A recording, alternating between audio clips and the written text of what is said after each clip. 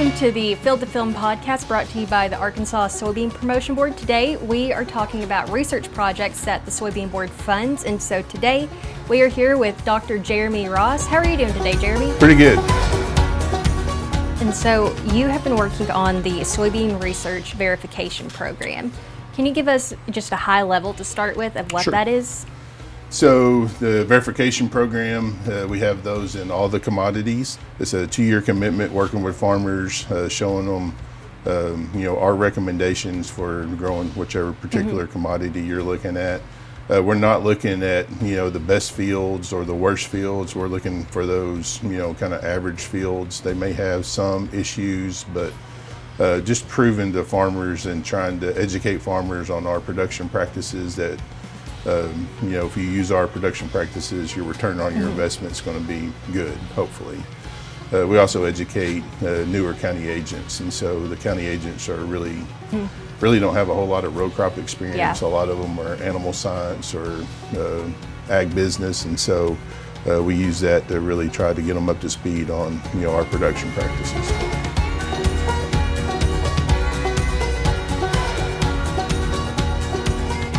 And so to back up just a little bit, can you give us the history of the program? Sure. Because it's been around for a long time, hasn't it? Yeah, there's some debate, but I think rice was the very first one, and then soybeans was like the next year. So we go all the way back to the early 80s on this. Pretty much any farmer knows what the verification programs are because, as long as especially rice and beans have been, more likely a farmer has been in that program or his father was in at one time or the other. So, we've got a long history, and we've got a lot of data and a lot of reports and information going all the way back into the early 80s. How would you say that the program has evolved over the years? It probably,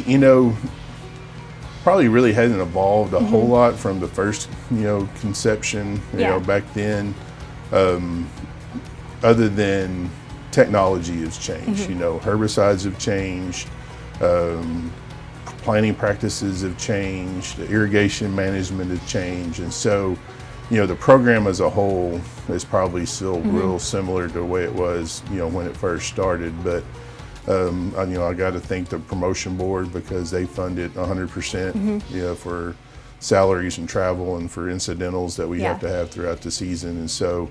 A lot of my peers and colleagues are somewhat envious of the program and the funding that we have and what we're able to do with the verification programs. We got some newer generation farmers. In my opinion, those are probably the easiest to work with because they really have no preconceived notion of how to farm. It's a clean slate. That's pretty much, when I was doing corn verification, there was always a struggle that farmer that thought he already knew everything and then try to come in and change some of those practices that grandpa and then his dad and then he's still doing. And those were probably the more challenging. If you're, anybody that's interested, contact the county agents, because they are our boots on the ground. They're right there with us every week. But, just kind of a, 1,000-foot level. The verification program is there. It's a 2-year commitment. Farmer does all the inputs. We come in the winter, identify fields, talk about varieties, talk about fertility. We'll go out and pull soil samples, talk about seeding rates, and then once the crop is planted, the coordinators come out once a week and really scout the field, give them any kind of recommendations, educate them on, what to look for at different growth stages and identify weeds and pests and things like that all the way through harvest. And probably the biggest, thing a lot of farmers have said coming out of verification is that timing, because timing is critical on everything, either planting or fertility applications or herbicide applications. That's probably the biggest comment of any of the farmers that have been in the program in the past. It says, I'm more aware of when I need to do things at the right time. So possibly change a few production practices, increase that return on that investment, and and make the farmer more money to put in his pocket. And so is there a specific location of these farms that you work on, or is it all across the state? All across the state. So Chris Elkins is our current coordinator. When we do have a full staff, he mainly stays north of Interstate 40, and then the other coordinator will be south of Interstate 40. Not as much production down in the southwest corner of the state or the River Valley, and so we mainly focus in the eastern side of the state.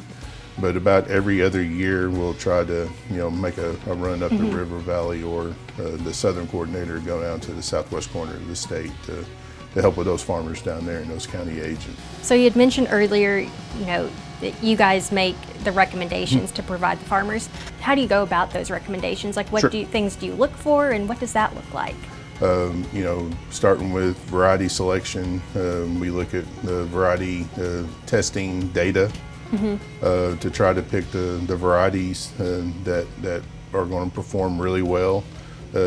If a farmer has a particular issue, say it's a salty field, we'll have to look at those excluder varieties. And so, we look at variety testing to pick varieties. We look at weed scientists to determine, burn down programs. And then once we get in season, looking at in-season herbicide control. We look at recommendations from the plant pathologist, the entomologist, soil fertility, and so we go out and pull soil samples, send them into the lab at Marianna to make sure we got plenty of fertility out there. And then at the end we have economists come in and then run all the economic numbers, and so we're able to then pass that on to the farmers after everything is done, and saying, here's what you put into the crop, here's what you got out of it. Is there anything we could have tweaked to maybe improve that return on our investment? So it's dealing with a lot of, there's a lot of moving parts.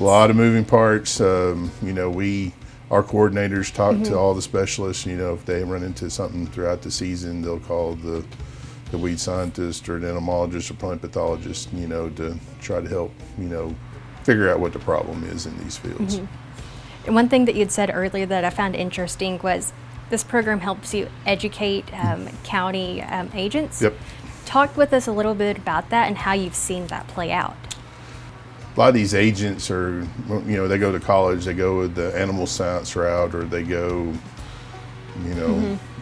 ag business, and so they really don't get a lot of row crop hands-on training, during college. Now, some of them may have grew up on a farm and have, have some experience, but we provide them travel to the fields, so that gives them a little bit of incentive, to come out and look at the fields with the county agents. And so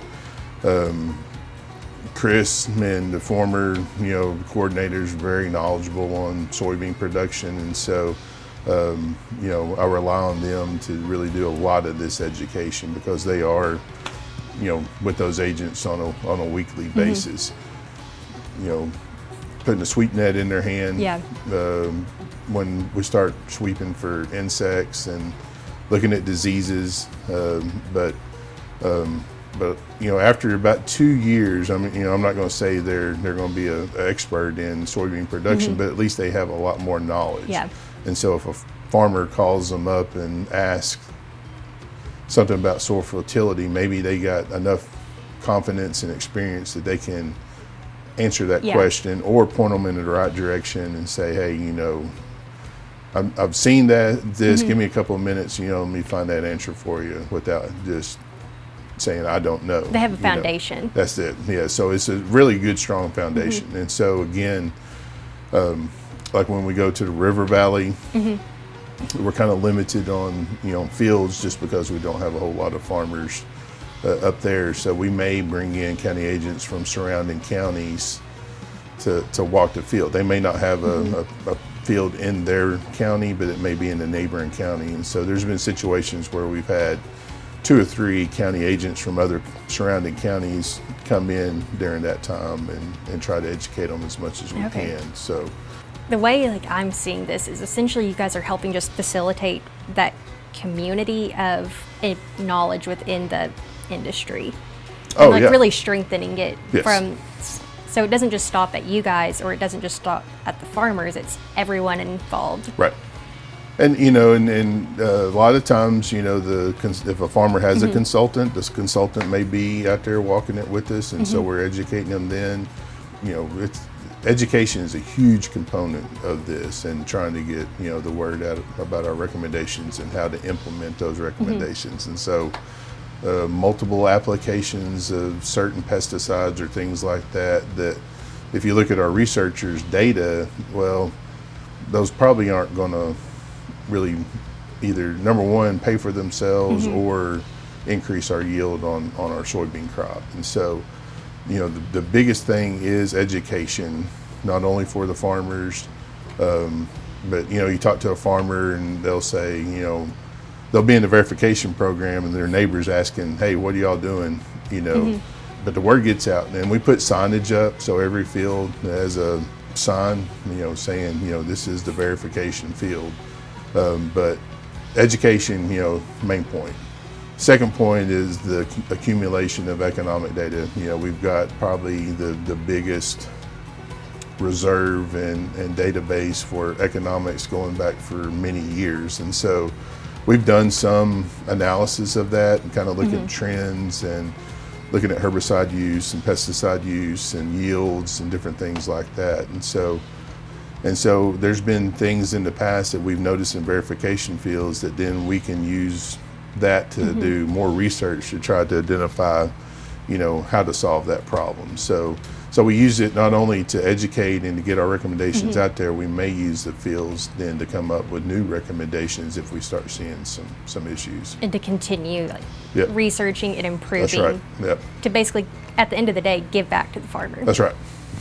I'm thankful that the board has been funding it as long as it has, and the other promotion boards, on the other commodities. But no, it's been a fun program. I kind of was in that role for 7 years and really enjoyed it. I enjoy what I do now, but it's a good program. And if anybody's interested, just contact the county agents. Just tell them, hey, I would like to be in the verification program, and they'll go from there.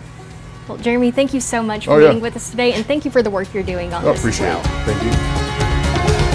Thanks for listening to the Arkansas Soybean Promotion Board's Soybean Podcast.